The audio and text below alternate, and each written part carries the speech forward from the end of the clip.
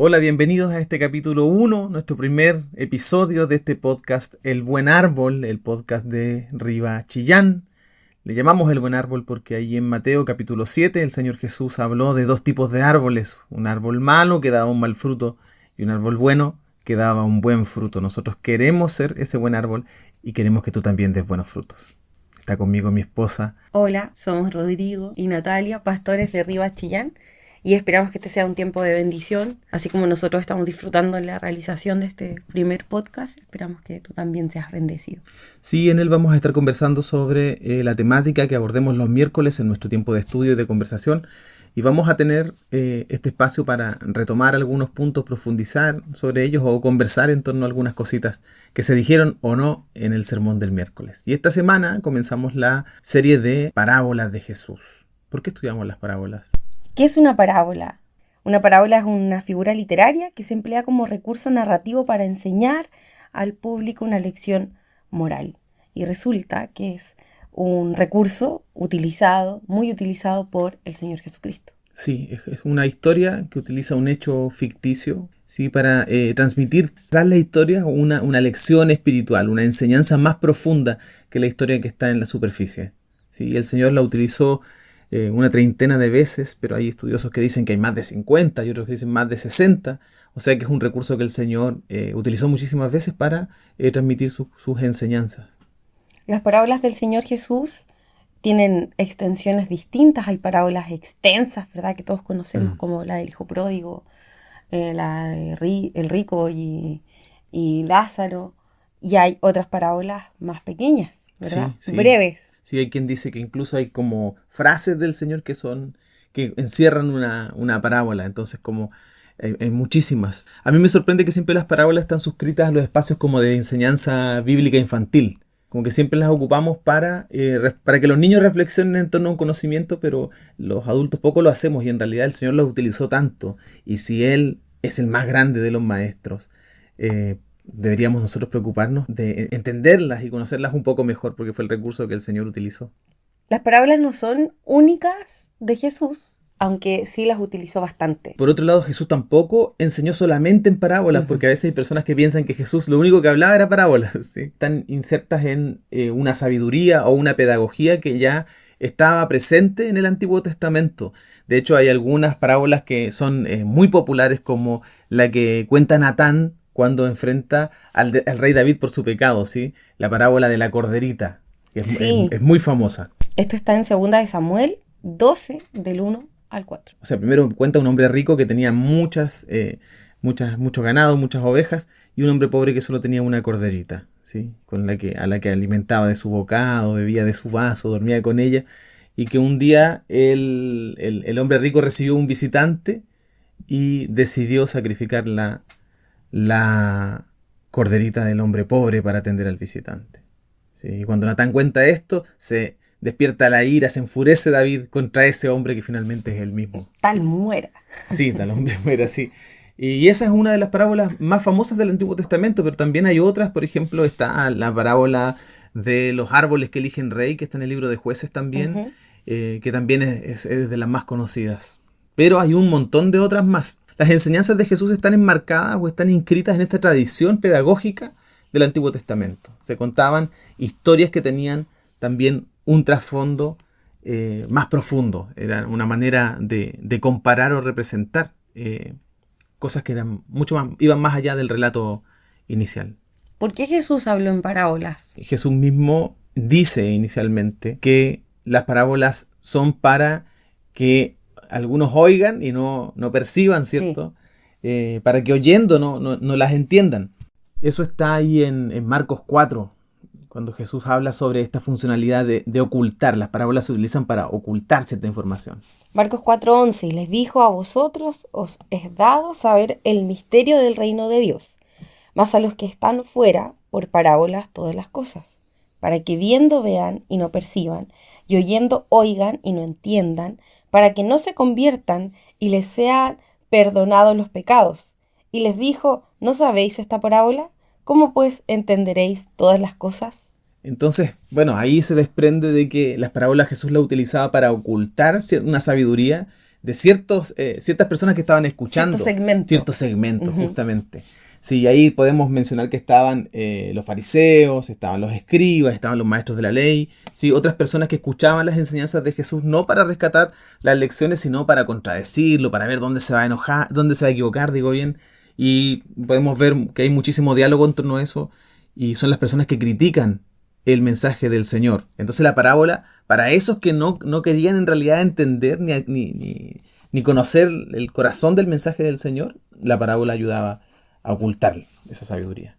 Pero otra funcionalidad o otra función aparente de las parábolas es también para revelar los misterios profundos que hay en la Escritura de una manera sencilla. Y recordemos que esto estaba profetizado. Sí, estaba profetizado. De hecho, así lo muestran también los evangelios.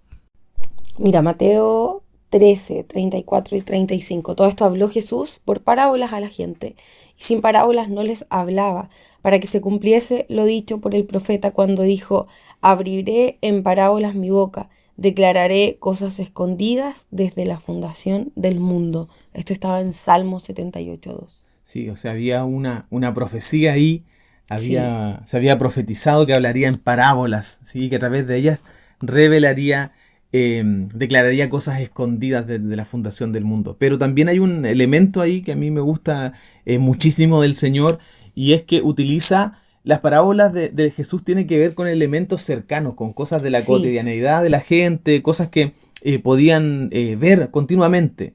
Entonces, a los que estaban escuchándoles, y el Señor hablaba en los márgenes, o fue a predicar en los márgenes, entonces estaba entre los pobres, entre los desplazados de los ambientes religiosos, utilizando figuras de la casa, del campo, ¿cierto? Y ellos podían entender esto con claridad. Sin embargo, personas, por ejemplo, del ambiente religioso, se les dificultaba porque probablemente eran personas que nunca habían participado de las labores del campo, nunca habían buscado una moneda con desespero en la casa, ¿sí? Nunca habían visto un sembrador, ni qué pasaba con las semillas que se arrojaban, etcétera. Como que está esa doble función presente.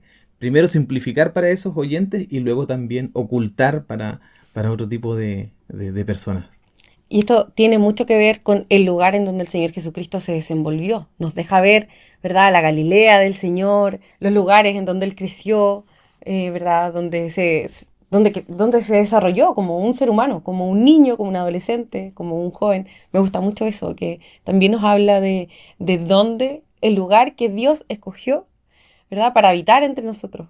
Sí. Es muy bonito. Sí, hay muchas marcas de geografía, vamos a decir, marcas de realidad económica, marcas de realidad socioeconómica, socioculturales, y eso es precioso, es precioso porque también nos revela o nos muestra la humanidad de Cristo, y a veces no pensamos, claro, Dios se hizo hombre y ya está, y vino y predicó, pero también fue niño, también le tocaba ir a almorzar a la casa, también conocía la realidad de su barrio, estuvo en una villa. Tenía una mamá. Sí, tenía vecinos.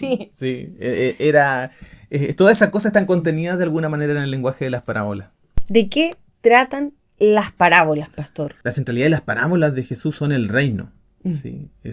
Siempre están hablando, o hay una comparación, o está diciendo, el reino de Dios es tal, el reino de Dios es como tal cosa. El marco general de las enseñanzas de Jesús es el reino. Es el reino, por lo tanto, también va a estar hablando de cómo son las personas del reino, quienes estamos en el reino, cómo tenemos que comportarnos o cómo tenemos que responder ante tales situaciones. Y es interesante reparar en eso, el tema del reino, cómo está presente. Debería ser, si fue importante para el Señor, también debería ser importante para nosotros notarlo, ¿sí? Entender de qué se trata y qué el Señor tiene que decirnos a través de esto. Pero si agrupamos como por temáticas las parábolas, vamos a recordar que se tratan, por ejemplo, no sé, pues de los objetos perdidos, la oveja perdida, la moneda perdida, el reino y el pueblo de Israel. Hay algunas parábolas donde hay comparación con la higuera, por ejemplo, recordamos el reino y las riquezas, ¿sí? Donde el reino y la piedad, también podemos ver donde está el ejemplo del buen samaritano, ¿sí? El reino y la escatología o los tiempos finales, también va a usar parábolas para referirse a los tiempos finales, y el reino y los ciudadanos del reino, los que pertenecen al reino. Y en esta serie es precisamente allí donde vamos a detenernos. Vamos a compartir los miércoles parábolas que tienen que ver con los ciudadanos del reino, o sea, los que pertenecen al reino, y los rasgos que le definen, ¿sí? Así que sobre eso vamos a estar reflexionando cada miércoles en Río Chillán.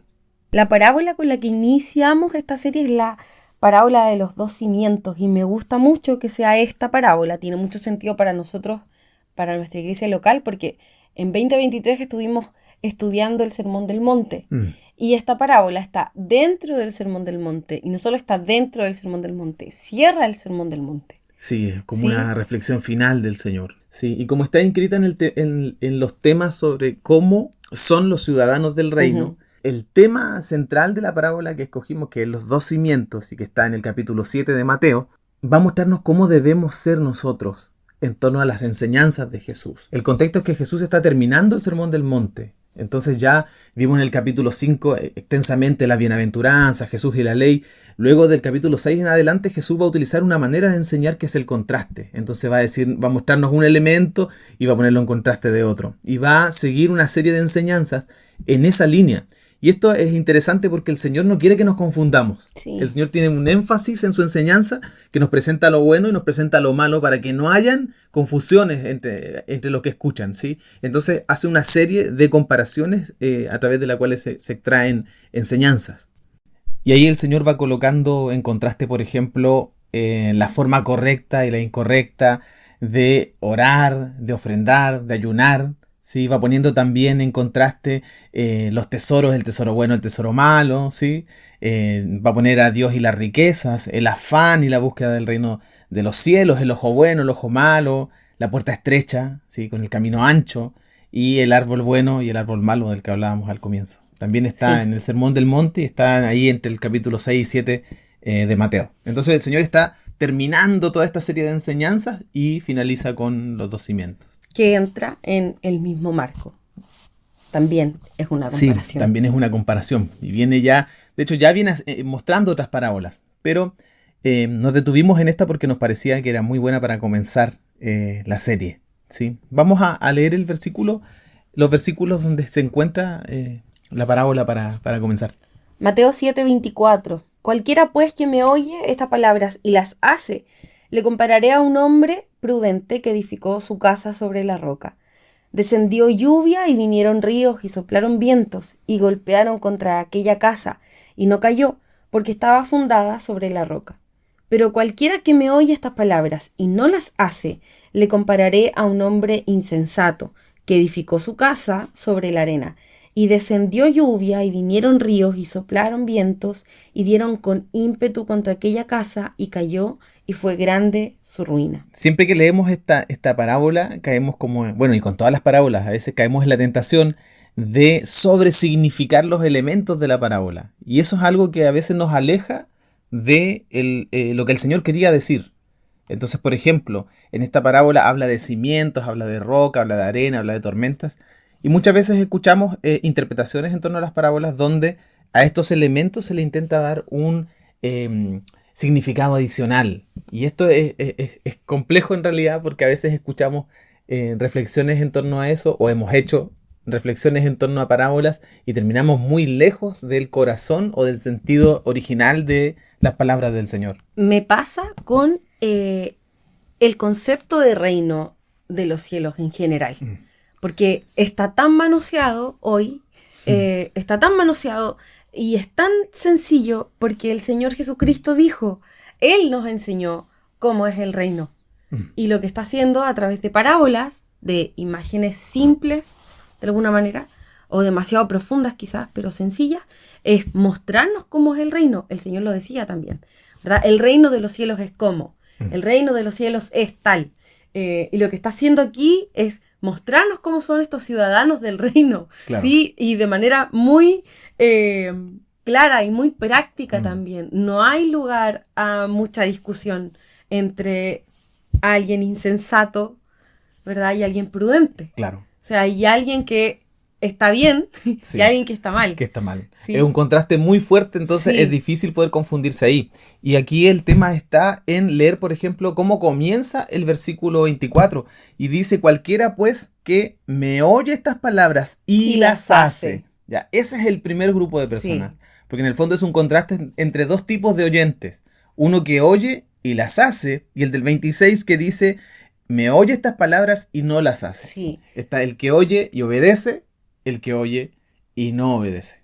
Puede ser que esto de quiero decir, sobreinterpretar o de buscarle, como decimos aquí, la quinta pata al gato, es un mecanismo de evadir y de no hacer Sí. lo que el Señor está diciendo. Ya, ¿qué significan los vientos? ¿Qué significa, por acotar al ejemplo que estamos tocando, ¿verdad? Sí. ¿Qué significa los ríos, la ruina? No sé. Es un mecanismo de evadirme del mensaje central o de evadir de la obediencia, escapar de la obediencia al final.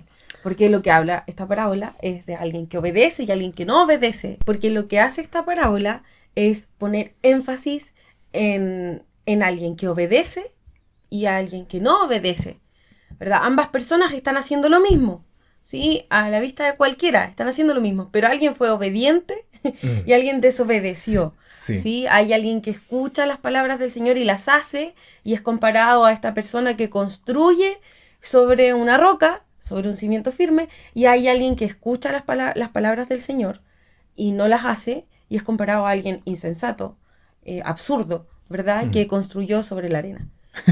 Y es increíble notar eso que acabas de decir, de que a veces nutrimos de significado y buscamos y cosas que agregarle y terminamos convirtiéndonos en este segundo grupo de personas. Le ponemos tanto, sobresignificamos tanto una parábola que terminamos perteneciendo al segundo grupo. Sí. Empezamos a reparar en distintas cosas, pero bueno, la historia misma nos cuenta de que hay predicadores, han habido maestros en la historia de la iglesia, en los 2000 años de historia, que interpretaron las parábolas así, que fueron agregando significados particulares a elementos, y es una tentación que está latente cuando nos acercamos a las parábolas. Pero bien aterrizabas tú el tema de que es sencillo. Sí. Hay dos grupos de personas, uno que escucha y hace, otro que escucha y no hace. Como bien señalabas, los dos están haciendo lo mismo. Sí. Los dos están haciendo lo mismo, los dos están escuchando. Y en la parábola, en la figura que utiliza el Señor, los dos están construyendo una casa. Son dos personas haciendo lo mismo. Pero lo que decidan hacer con lo que escuchan, que es obedecer o no obedecer, va a marcar finalmente un resultado. Entonces, habla de obediencia, sí, y también habla de consecuencias. Sí. Y algo interesante de ver igual en esto es que el Señor está utilizando un ejemplo sobre casas construidas, una en la roca, otra en la arena. Y tomando lo que conversábamos al comienzo, Él está usando ejemplos con un elemento que es súper cercano a la gente. Él está predicando en Galilea, recordemos que es una zona costera, y de seguro la gente que vivía ahí sabía que construir una casa en la arena es una torpeza. Yo que soy de la costa, sé que nadie construiría una casa en la orilla del mar. Nadie la construiría. Es algo tonto, es algo insensato. ¿Sí? Me gusta mucho lo que hace el Señor y creo que también está bien jugado para nosotros aterrizar estas enseñanzas a la realidad local, a nuestra realidad local, porque es lo que el Señor estaba haciendo. Él estaba aterrizando un conocimiento muy profundo, conocimiento del reino de Dios, a figuras que las personas pudiesen comprender, cosas cercanas a su realidad. Esto es parte del ministerio del Señor Jesucristo. Entonces, entendemos que también debe ser parte del ministerio de la iglesia, ¿verdad? De la obra de la iglesia, de cómo predica la iglesia, o al menos me gustaría que así fuese. Sí, es un desafío para nosotros como predicadores, porque a veces tenemos el vicio, y hoy día sobre todo pasa mucho, porque como tenemos acceso a más literatura, más autores, siempre estamos como, o parece que estuviéramos buscando o rebuscando ejemplos, ilustraciones, citas, a veces cosas que están completamente alejadas de la realidad de quienes nos están escuchando, o de nosotros mismos. Hay una sobrevaloración muy nociva, a mi parecer, de la innovación de las nuevas interpretaciones. Y veo que hay mucha comezón por estas cosas, y mucha ansiedad por lo nuevo, por eso, ¿dónde está lo nuevo?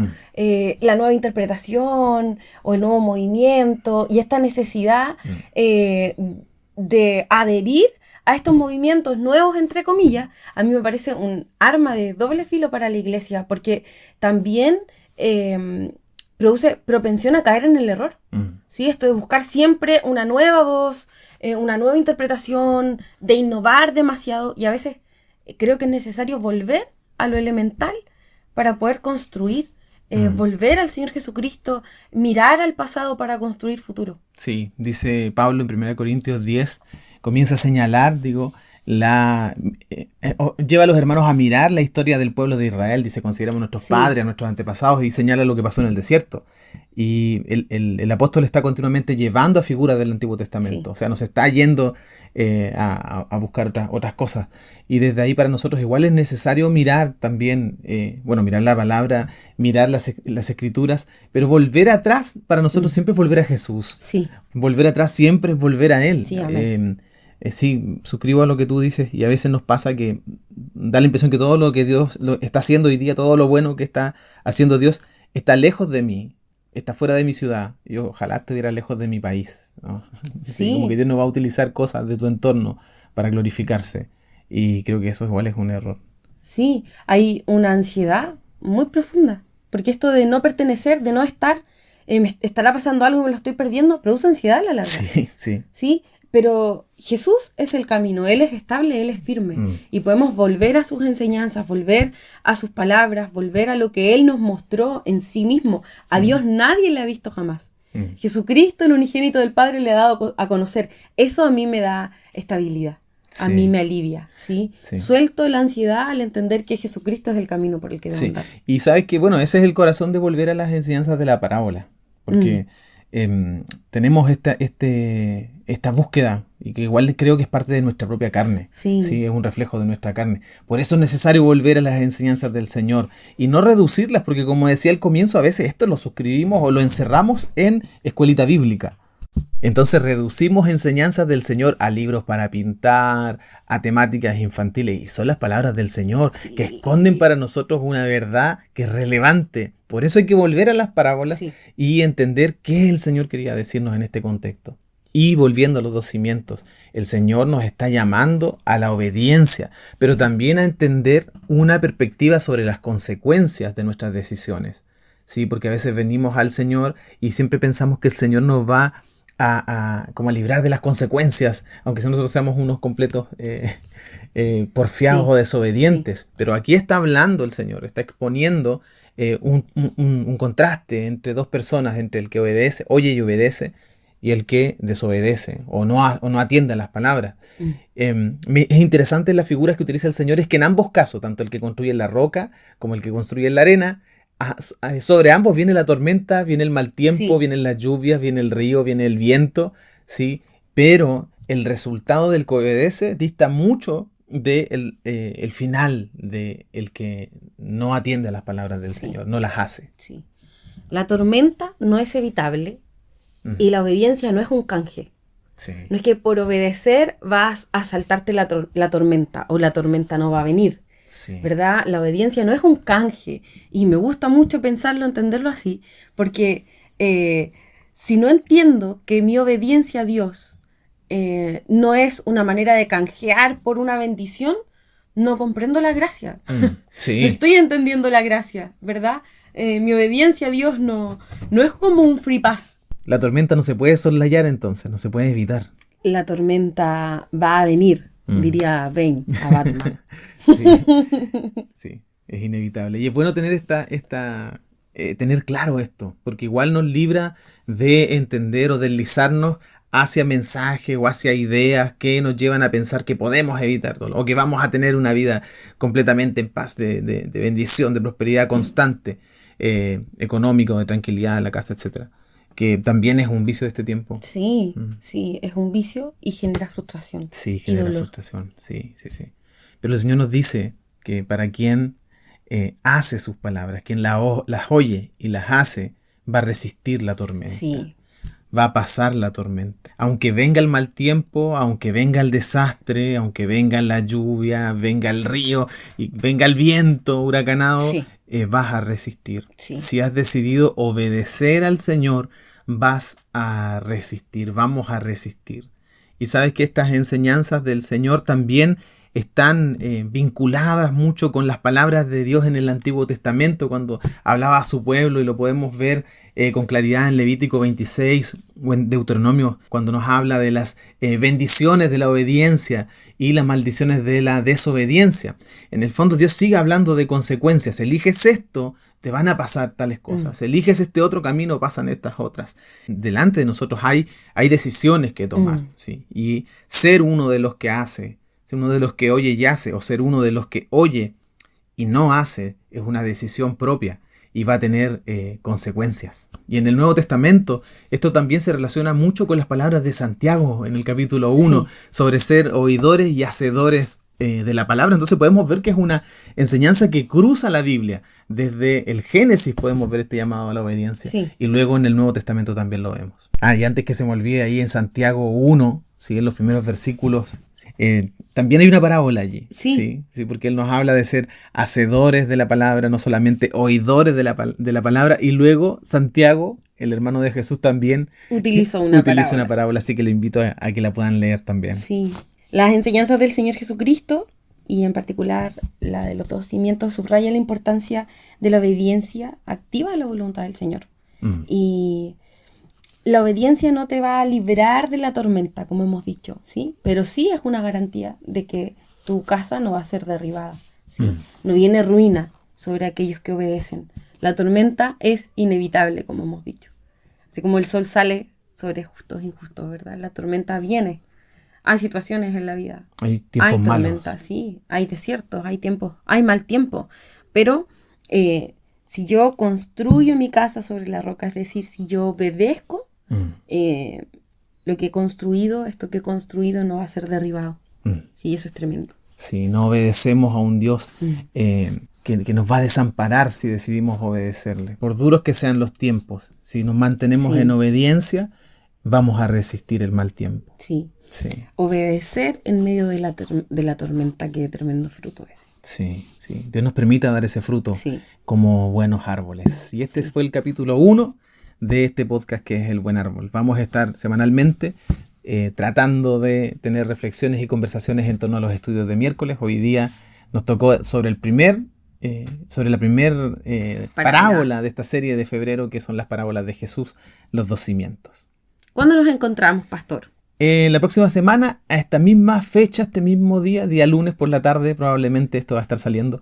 Así que cada lunes por la tarde tendríamos la posibilidad de estar conversando y compartiendo. Si estás en Chillán y no te estás congregando, te invitamos a Rosas 793, todos los miércoles a las 7:30 de la tarde.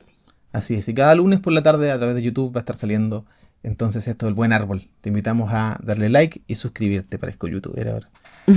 Un abrazo, Dios les bendiga.